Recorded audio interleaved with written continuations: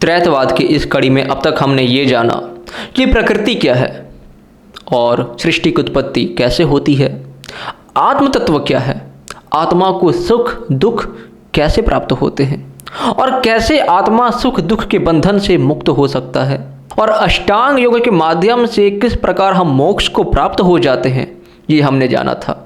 आखिर ये मोक्ष प्रदान करने वाला कौन है, किसके कारण ये सारी घटनाएं घट रही है। चलिए इन्हीं सब विषयों में वार्तालाप करते हैं, तो समय नष्ट किए बिना चलिए आरंभ करते हैं।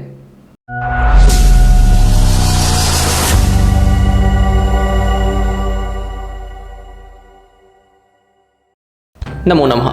मैत्रेय वाणी इस YouTube चैनल पर मैं मैत्रेय कश्यप आपका हार्दिक स्वागत करता हूँ। एक ऐसा तत्व जिसने इस पूरे ब्रह्मांड को बनाया है, एक ऐसा तत्व जो इस पूरे ब्रह्मांड को चला रहा है, एक ऐसा तत्व जो इस पूरे ब्रह्मांड को प्रलय की ओर लेकर के जाएगा और इसका प्रलय कर देगा, फिर से सृष्टि करेगा, फिर से उसका संचालन करेगा और फिर से प्रलय कर देगा। आखिर वो तत्व है क्या? अध्यात्म की दुनिया में उस तत्व को हम ब्रह्म, ईश्वर या ओम कहते हैं, जिन्होंने इस पूरे ब्रह्मांड को बनाया है। आखिर इस बात की सिद्धि कैसे हो, इसे हम एक उदाहरण के तौर पर समझने का प्रयास करते हैं। जैसे कि आप जो कुछ भी वस्तु अपने आसपास देख रहे, जैसे एक यह लेखनी, कलम, पेन, एक ये मोबाइल फ़ोन। क्या आपको लगता है कि मोबाइल फ़ोन या ये पेन अपने आप बन सकता है? बिल्कुल नहीं। इसे बनाने वाला कोई ना कोई अवश्य होगा। क्यों? क्योंकि यह एक जड़ पदार्थ है। यह प्रकृति भी जड़ है, ये स्वयं से बन नहीं सकती है, ना ही स्वयं से ये हिलडुल सकती है। तो आखिर इसको बनाने वाला भी कोई ना कोई होगा। इस ब्रह्मांड को बनाने वाला वो सर्वज्ञ होना चाहिए, अर्थात वो सब कुछ जानने वाला होना चाहिए। इसे हम ऐसे समझते हैं कि यह एक पेन है। इसे आप देख सकते हैं कि ये कितने व्यवस्थित ढंग से बनाई गई है। इसका एक बॉडी है, इसके अंदर लीड डाली गई है जिसमें इंक रिफिल है और एक कैप है। ये इतने व्यवस्थित ढंग से बनाई गई है कि क्या ही कहना है। दूसरा, इस मोबाइल फ़ोन को देखते हैं। ये मोबाइल फ़ोन उससे भी ज़्यादा सिस्टमेटिक वे में बनाया गया है। अब सोचने की बात यह है कि इस पेन को बनाने में अधिक बुद्धि लगी है या फिर इस मोबाइल को बनाने में? जाहिर सी बात है, इस मोबाइल को बनाने में अधिक बुद्धि लगी है। अब आप इस प्रकृति को देखिए, ये कितना सिस्टमेटिक तरीके से बनाया गया है। सूरज है, चांद है, दोनों का अपना अपना कार्य है। इन दोनों की वजह से पृथ्वी का अस्तित्व बना हुआ है। पेड़ है, पौधे है, जानवर है, इन सब का अपना अपना महत्व है और इन सब के कारण जीवन संभव है। तो इसे बनाने वाला कितना बुद्धिमान होगा? नहीं, उसे हम सर्वज्ञ कहते हैं, जो सब कुछ जानने वाला हो, जिसके बनावट में कोई भी लेश मात्र भी त्रुटि ना हो। तो वो जो तत्व है जिसने इस पूरे ब्रह्मांड को बनाया है, वह सर्वज्ञ होना चाहिए। दूसरा, ये ब्रह्मांड अनंत है, तो उसे भी अनंत होना अनिवार्य है। तो वह जो तत्व है वह सर्वव्यापक होना चाहिए। क्या इस ब्रह्मांड को ये आत्मा बना सकता है? नहीं, आत्मा अल्पज्ञ है। इसे हम ऐसे समझते हैं कि मैं बहुत सी बातें नहीं जानता हूँ। जैसे अगर आप वैदिक शास्त्रों को उठा लेंगे तो मैं उनमें से कुछ बात जानता हूँ, कुछ नहीं जानता हूँ, कुछ मेरे ज्ञान में है, कुछ मेरे ज्ञान में नहीं है। अब आते हैं कुछ अपनी शक्ति का प्रदर्शन करने को लेकर के।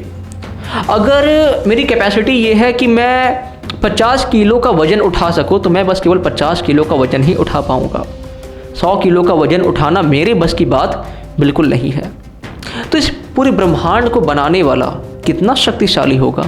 नहीं, वह सर्वशक्तिमान होगा। इस पूरे ब्रह्मांड को बनाने वाला कितना बुद्धिमान होगा? नहीं, वह सर्वज्ञ होगा। उस तत्व को हम ईश्वर कहते हैं, जो चेतन स्वरूप है, जिसमें चेतना है। क्योंकि यह पेन एक जड़ पदार्थ है, ये स्वयं से हिल डुल नहीं सकता है, इसे उठाने के लिए एक चेतन शक्ति लगती है। वो चेतन शक्ति इस शरीर को आत्मा दे रही है और इस शरीर के माध्यम से वो आत्मा इस पेन को उठा सकी है। उसी प्रकार से इस पूरे ब्रह्मांड को बनाने वाला एक चेतन शक्ति होनी चाहिए। उस चेतन तत्व का नाम है ईश्वर। त्रैतवाद के अनुसार प्रकृति, जीव और ईश्वर ये तीनों अनादि काल से प्रवाह में बहते चले आ रहे हैं। प्रकृति केवल सत्य है, अर्थात उसका अस्तित्व है, लेकिन उसमें चेतना नहीं है, कॉन्शियसनेस नहीं है। फिर आते हैं आत्मा, ये सच्चित है, अर्थात इसका अस्तित्व है और इसमें चेतना भी है, लेकिन यह आनंदित नहीं है। क्यों? क्योंकि आत्मा को सुख दुख झेलने पड़ते हैं, ये शाश्वत आनंदमय नहीं रह सकता है, तो आत्मा केवल सच्चित है। तीसरा तत्व है ईश्वर, जो सत चित आनंद अर्थात सच्चिदानंद है, जिसका अस्तित्व है, जो चेतन स्वरूप है और जो आनंदमय है, जो कभी सुख दुख के बंधन में नहीं बंधता है। उस तत्व को हम ईश्वर कहते हैं। सनातन धर्म का एक नियम है जो कि यह कहता है कि ईश्वर सच्चिदानंद स्वरूप, निराकार, सर्वशक्तिमान, न्यायकारी, दयालु, अजन्मा, अनंत, निर्विकार, अनादि, अनुपम, सर्वाधार, सर्वेश्वर, आकाशवत, सर्वव्यापक, सर्वंतर्यामी, अजर, अमर, अभय, नित्य, पवित्र और सृष्टि करता है। यही जीवों के कर्मों का फल देने वाला है। यह तो सामान्य सी बात है। ईशोपनिषद की कड़ी में हमने वार्तालाप की थी कि ईश्वर का स्वरूप क्या है। आइए उसी पर थोड़ी सी दृष्टि डालते हैं। तो ईशोपनिषद का एक मंत्र है जो कि यह कहता है, सपर्यगाच्छुक्रमकायम वर्णमस्नाविरम शुद्ध पाप विद्धम कबीर मनीषी परिभु स्वयं भूर्यथा तथ्यथो अर्थान विदथा शाश्वतीभ्यः समाभ्यः। अर्थात कि वह शुक्रम मीन्स इस पूरे जगत को बनाने वाला है, वह पाप से रहित है, वह काया से रहित है, वह स्वयंभू है, अर्थात अपना कार्य करने के लिए वो किसी की सहायता नहीं लेता, वो स्वयं से अपना कार्य करता है। इसलिए हम ईश्वर को सर्वशक्तिमान भी कहते हैं। उसके बाद वो मनीषी है, कवि है, इत्यादि इतने सारे गुण वेदों में और ईशोपनिषद में बतलाए गए हैं। इसके अलावा हम यहाँ चलते हैं। ईशोपनिषद का प्रथम मंत्र तो ये कहता है कि ईशावास्यमिदं सर्वं यत्किंच जगत्याम जगत, अर्थात कि ईश्वर संपूर्ण चराचर जगत में व्याप्त है और ये जगत ईश्वर से ही आच्छादित है। तो इसका अर्थ ये होता है कि ईश्वर आकाशवत सर्वव्यापक है, मतलब ब्रह्मांड के हर एक कोने में ईश्वर है। ब्रह्मांड अनंत है तो ईश्वर भी अनंत है।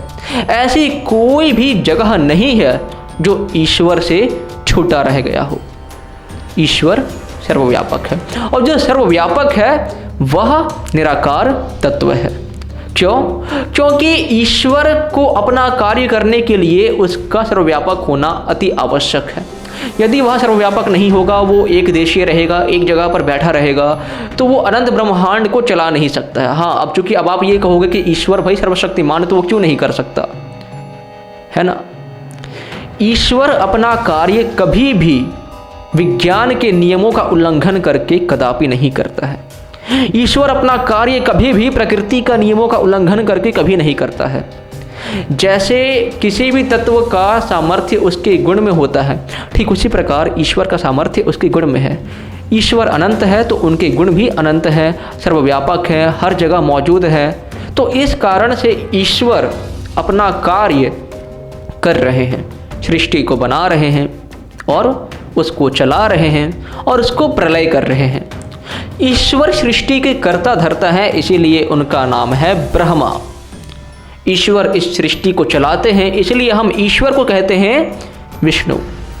और तो और ईश्वर इस सृष्टि को प्रलय की अवस्था में लेकर के जाते, संहार करते हैं, इसीलिए कुछ लोग उनको शिव कहते हैं, कुछ रुद्र कहते हैं, कुछ महादेव कहते हैं। ये सारे उनके गुणवाचक नाम हैं। ये सारे जो नाम हैं, जैसे आप देखते हो सूर्य, इंद्र, वरुण इत्यादि, ये सारे ईश्वर के गौणिक नाम हैं। ईश्वर का मुख्य नाम, निज नाम ओम है।